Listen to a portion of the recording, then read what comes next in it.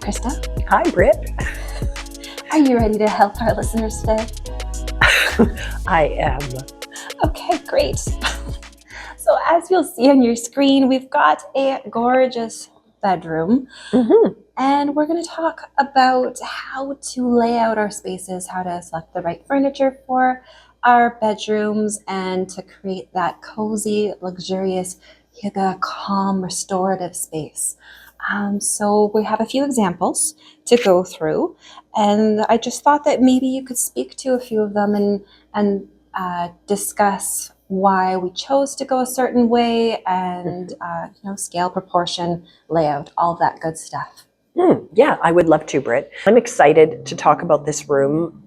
We solved a bunch of problems for this homeowner, and one of them was making the room feel a little softer and a little more private with the addition of draperies. They actually had light control with the blinds that were already in place in the room. For the purposes of this photo shoot, we had the blinds up so we could get the natural light from outside, but at night they can drop those blinds down and get pretty close to blackout because they are completely light blocking blinds. So we added drapery purely for the softening effect. We wanted this master suite to feel very luxurious and calming and cozy, of course.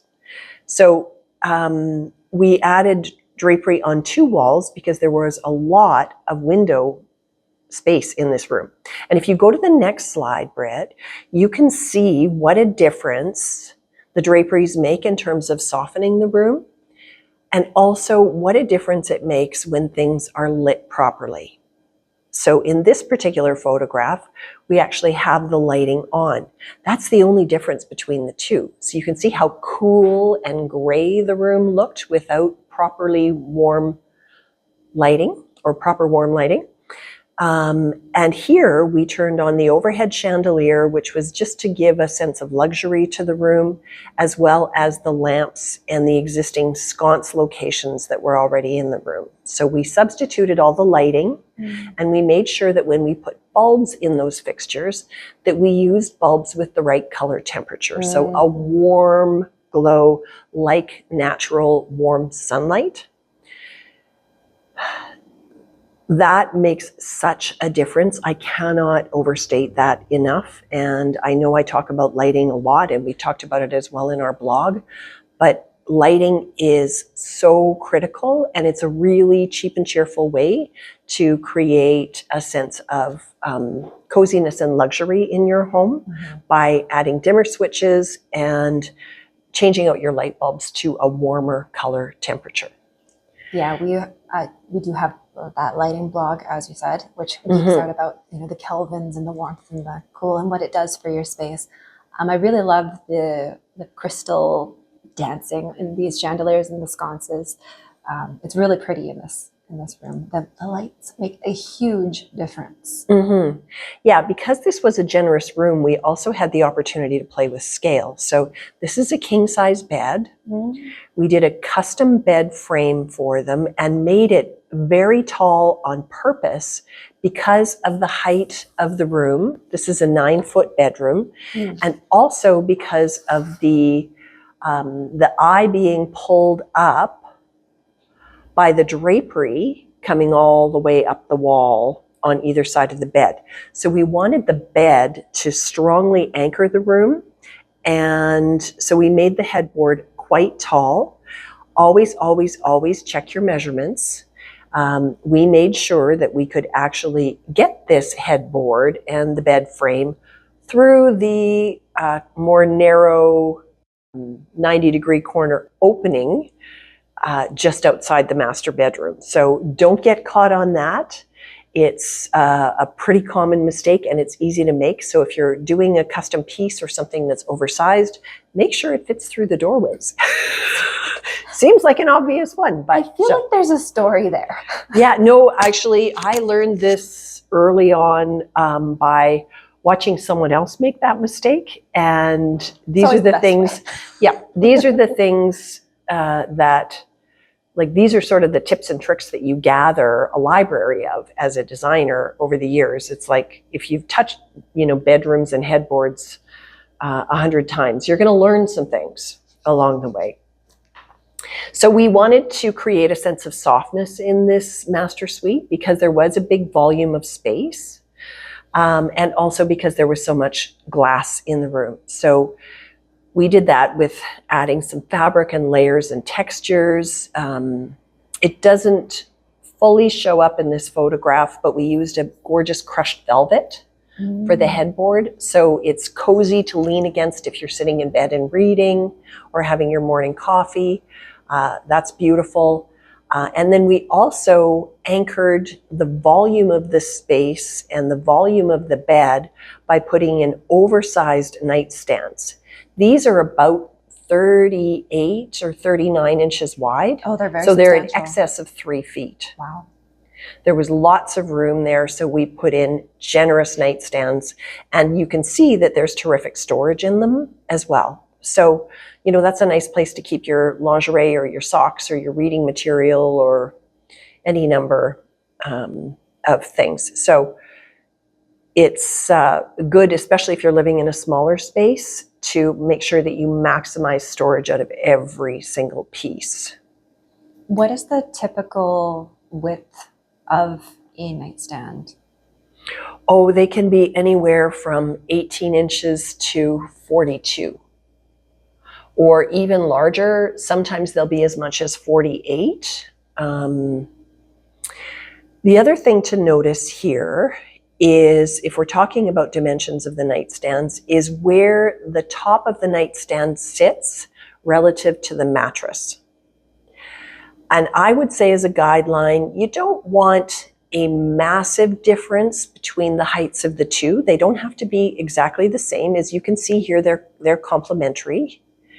The nightstand countertop height is about 4 to 5 inches taller than the height of the mattress. And that's a comfortable height. If it's much, much higher, then it becomes a corner that you're going to bang yourself on. And it's also going to look disproportionate in the room.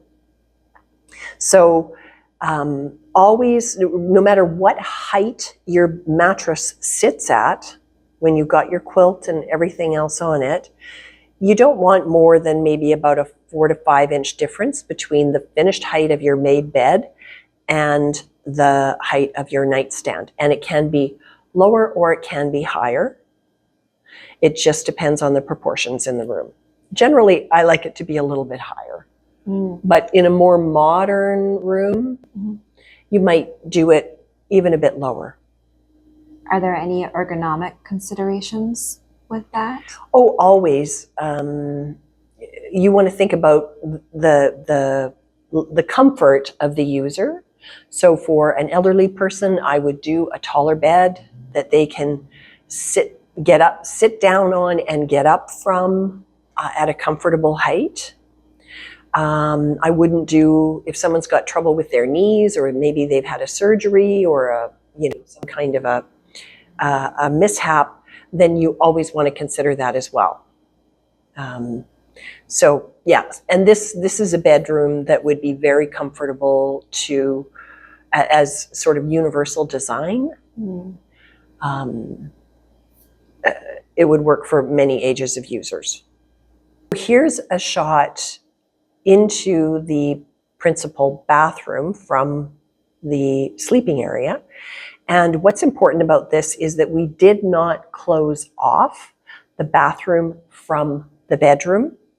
But this is something that I always ask clients.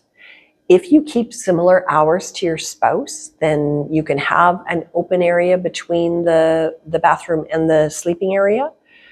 If you do not, and one of you is up in the night multiple times with young children and somebody else is getting up at 5 a.m. to get downtown to work, then I would absolutely close off the bathroom from the bedroom and create a sound barrier and a greater sense of privacy between the two rooms. And we'll talk about that actually in this next project that I think you have queued up. I do, but I just wanted to point out for our YouTube friends that can see this, that you can now see the crushed velvet in the the headboard there. The Yeah. texture of it is better on this photo. Yeah, we very consciously layered textures in this room with the textiles of the toss pillows, the fabric that we used on the headboard. We used a different sort of Dupioni type faux silk on the windows, super hard wearing, and then we used a different more chenille type fabric on the footboard, or not the footboard, the bench across the bottom of the bed in this one. Yeah. There we go. Yeah. And you'll also notice proportion-wise, the bench is about the same width as the bed.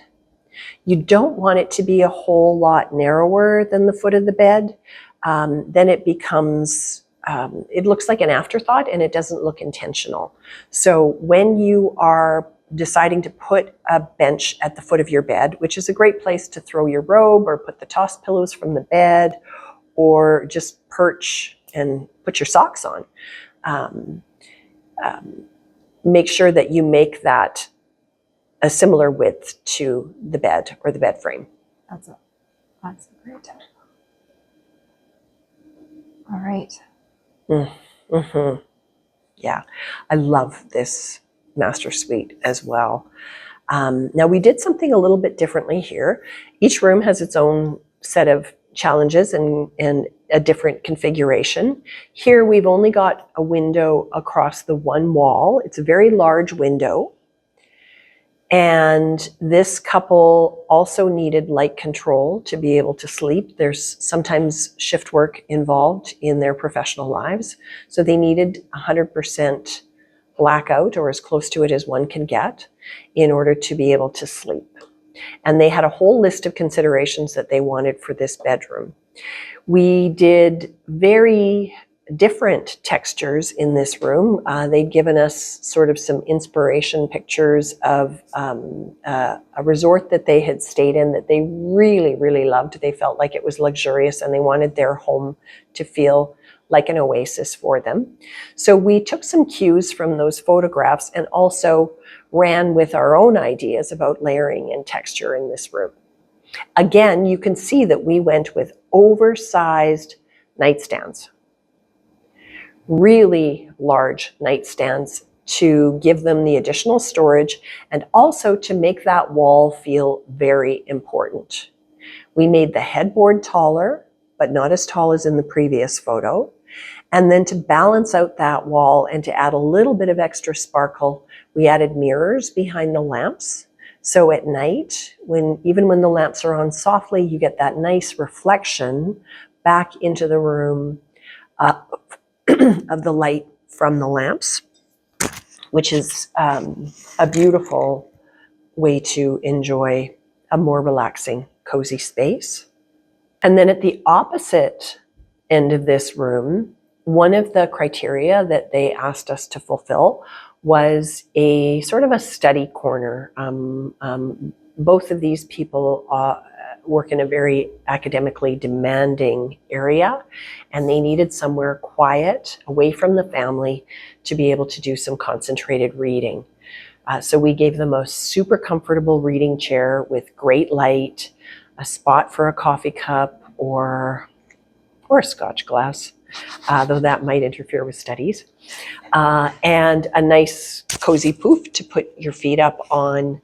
They also had asked for a shelf for some family memorabilia for future travels, so we created that. But the most important thing about this photograph is the barn door that we installed in this master suite.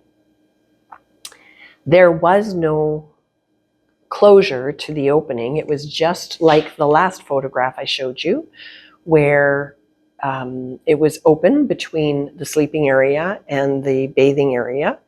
And this couple do not keep the same hours. So we needed to create a sound barrier between the two rooms. Now, after a home has been built, you can't always just go in and add a door. So what we did to solve that problem was we put some additional blocking in the wall. You always need supports for a barn door and a barn door hardware because they're heavy and They need to be supported properly, structurally. So we put those supports in the wall, and then we installed this really simple, clean barn door and custom stained it to be in the same tonal family as the headboard.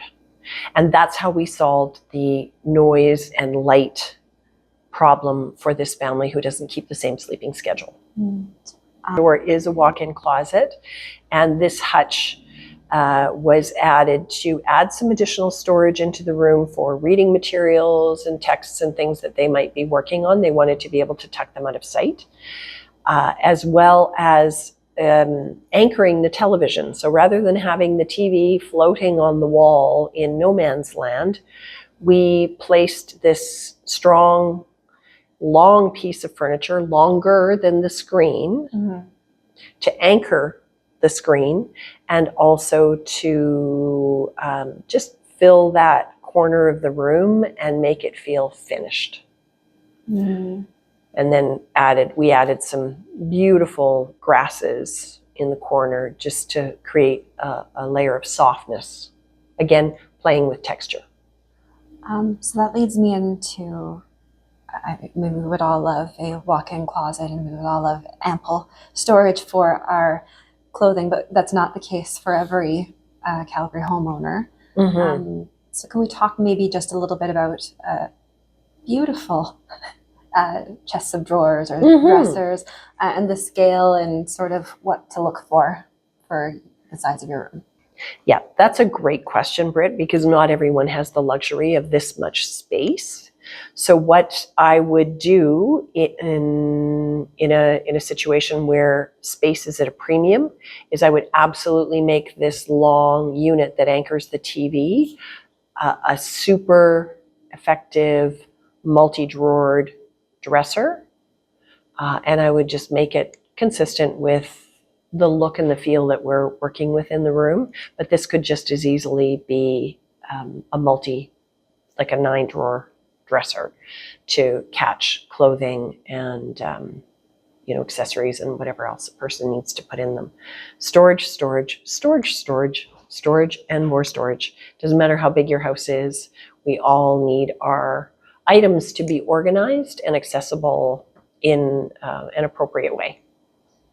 Thank you.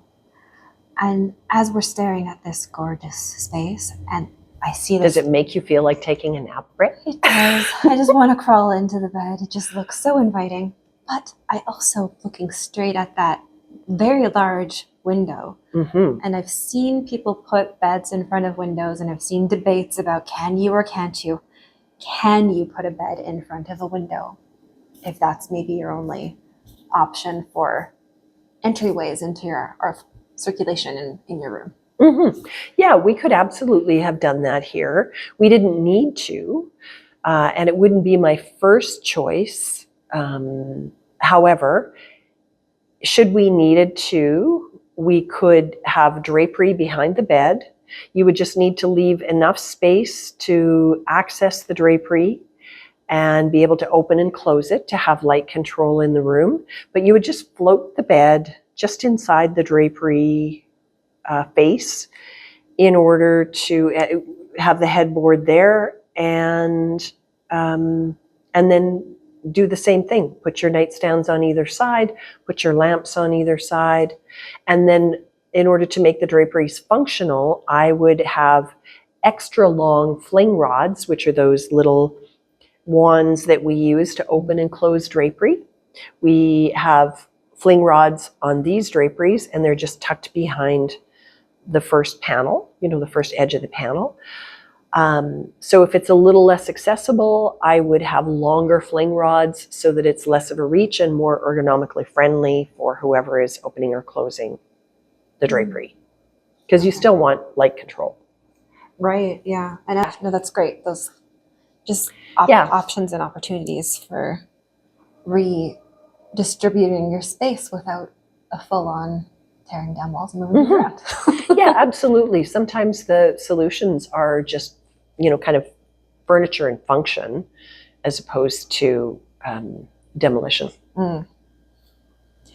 Okay. Is there anything else about this room before we move on to the next one? I think we've talked about it, just that I think what's also interesting about this room is there's a fairly narrow palette that we worked inside of.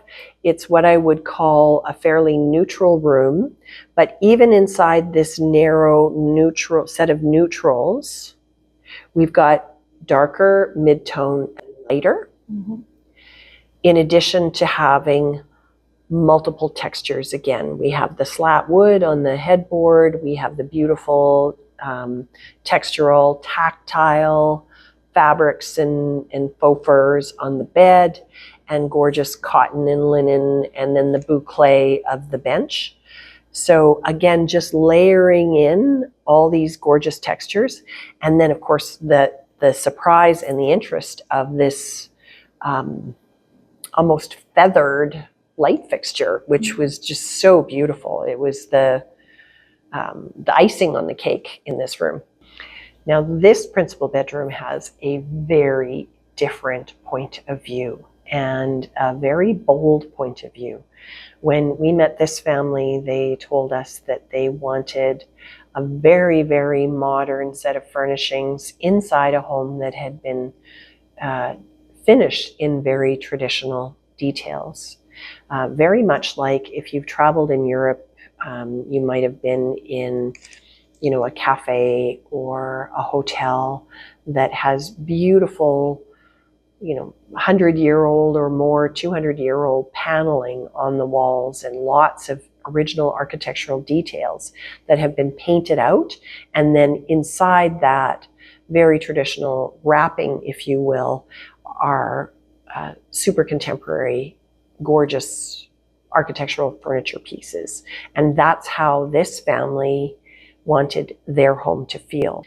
So the first thing that we were given in this particular room was the bed frame. The clients had fallen in love with this bed frame and were asking us to really approve the color of leather that they were going to put on it, which was the color that they ended up staying with.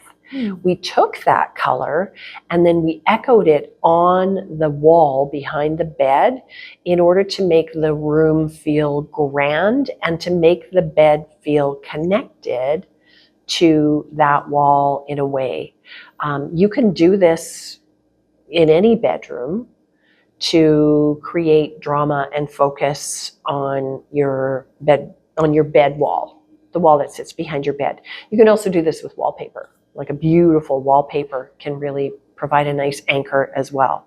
So we anchored the bed by painting the wall to match the bed. We custom mixed the color to get exactly the right tone. It took a few tries to get to the right finish and color. We painted out that wall, and then we added, again, at a similar height to the bed, low nightstands that create that strong continuous line across the wall from side to side.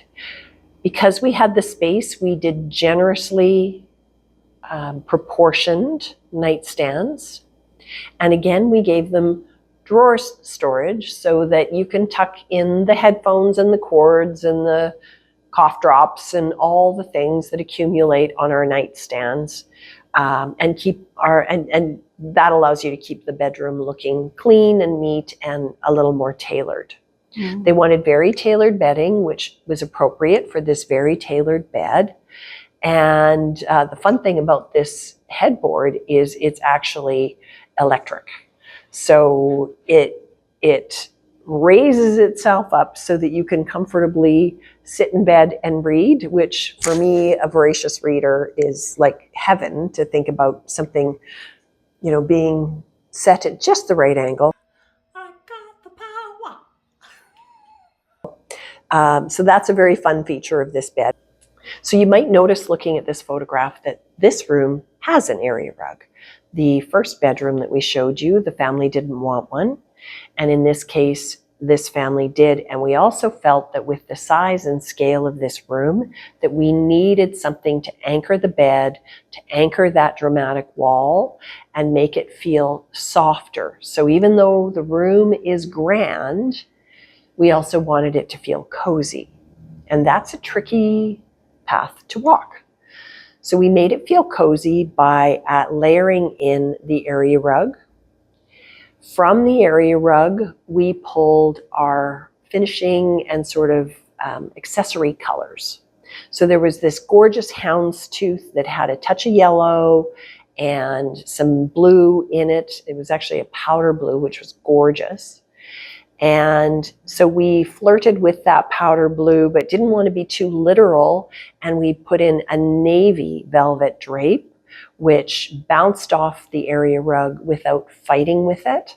And it was beautiful. And then we pulled those other colors from the area rug and we used those as the toss pillows on the bed, but adding a textural element to those toss pillows as well at the same time. So we didn't just take linen or cotton and do that. We used velvets and bouclés and all kinds of really tactile, textural fabrics. I think texture is one of the secret ingredients that we do best here at KHD. It's not the only thing we do, but that's what gives a room warmth and coziness, is layering in appropriate textures. So slip that little rule in your pocket and take it with you everywhere you go. The other thing that we did with this area rug was we made it a custom size, and we made it generous enough to anchor this very grand feeling room. And I talked about that in a previous episode. So allowing 12 to 18 inches off the size of the walls in a room of this size and scale worked. The other thing to factor in is the size and shape of your furniture. So we made sure before we ordered the rug that the bed and the generously sized nightstands would be fully on top of the area rug with enough of a border that it felt generous and not skimpy. So that's the thinking that went into the size and shape of the area rug, and perhaps that's something you can translate into doing one of your own rooms. Absolutely. Installing that rug, that was a substantial rug.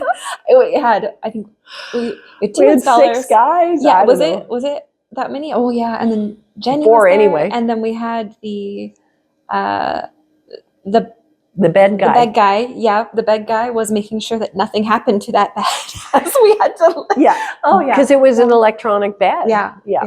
That was that was a sight to behold. Mhm. And I do have images that we have never shared.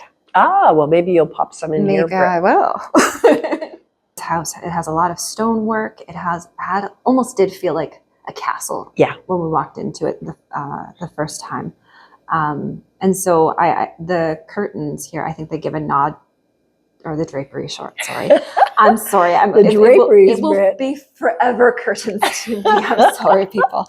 I know, my mom called them that too, and I still hear her voice in my head when you say that. Oh. Okay. The curtains. They're very regal. They give me that castle feeling when it's juxtaposed by this very modern furniture. Yeah, it's very, very interesting selection that to some might be bold. And yeah, this is not for everyone. Yeah. This is a very personal space, and obviously we love it and our clients love it. Mm-hmm. They made ultimately all the final selections. We would offer things that would work in the way that they wanted their home to work. That's what we do as designers, is we edit and narrow it down to 2-3 choices for people. And then this was the finished arrangement that we ended up with based on what they chose within the range. Mm. The other thing that might be interesting to note about this room when you look at it is the near absence of pattern. The only pattern in the room occurs in the area rug. Mhm. And then there's a very subtle textural pattern as well in the custom bench that we did across the width of the bed at the foot. Mm. And again, it's a low piece. It's slightly lower than the bedding. So it's a comfortable landing space, and it doesn't protrude or make itself too important or awkward by sitting above where the sheets sit. So again, like your nightstand, it's relative to, like, your nightstand height and your bench height are relative to the height of your finished bed with the bedding on it. Okay. As you're speaking about absence of pattern, I see that, but I do see that we've repeated shapes. Yes. So there's It's subtle, and it's layers and rhythms, which are another thing that designers will be thinking about in a space, is sort of the cadence or the rhythm. That's also part of what we are considering when we look at a room. And then the finishing touch and the piece de resistance, I think, in that room is the light fixture that we hung over the bed. So we took that round globe sort of theme that we had been playing with, and we found this spectacular check glass light fixture that was huge and very generously filled that volume of space that existed above the bed, because, you know, before the ceiling peaks at the outer corners, I think we were at 9 feet, and I think we were at something like 12 and a half at the peak that we suspended that fixture from. So we had all that volume of space to fill, and we found this spectacular fixture to do it. So that really anchors the bed, and again makes the strong bed, or balances the strong bed by using a strong light fixture. So clean, simple lines on everything, but definitely repeating shapes. Yeah. Absolutely. Yeah. And in our dining room furniture, or dining area furniture episode, this light's sister is showcase. So go is hanging out in the other room. Yes. Yeah. Go watch that one too. I guess the takeaway here would be to, express your taste and your personality in your bedroom. This, I think of bedrooms as being almost sacred space. This is somewhere that we dream our dreams, we snuggle with our kids, we take 5 minutes to just gather ourselves and settle into hopefully a good night's sleep. So it's very, very important that the room feel restful and calm and organized and peaceful, because if we don't sleep well, we don't live well, and nothing is more precious than a good night's rest. So set yourself up in a way that is going to support you and what you are going to enjoy in your principal bedroom. That's great. As I'm on social media, and I have to be a lot for what I do, everyone's got an opinion about everything that everyone does, be it design, be it your life. So I love how what we do is, yes, we've got all this experience and this knowledge, and this is why this might work for you in your, when you spoke about editing and just narrowing that field of view. But it's always ultimately our client shining through, and it's so deeply personal. So there are all of these great tips and rules and things to go by, but the most important thing that we do, that I've come to understand here, is that we give a voice to our clients through their spaces. Yeah, we conjure, if you will, or create the environments that they tell us are going to feel good to them. And sometimes they don't even have the language to describe that, but we're pretty experienced at asking those questions and narrowing things down. And we I have to say we do develop a bit of an instinct around that. So yeah, it's a fun journey, and every journey leads to a different outcome, as you can see by looking at even just these 3 examples. So yeah, it's fun. Mm-hmm. Right. Well, thank you, Krista. I think those were some great tips for our listeners. Thank you, Britt. It's always fun. And hopefully this is helpful for people who are lending us their time.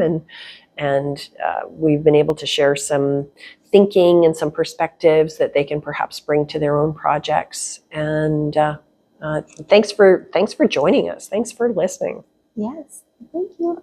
And we will see you next time. Bye-bye.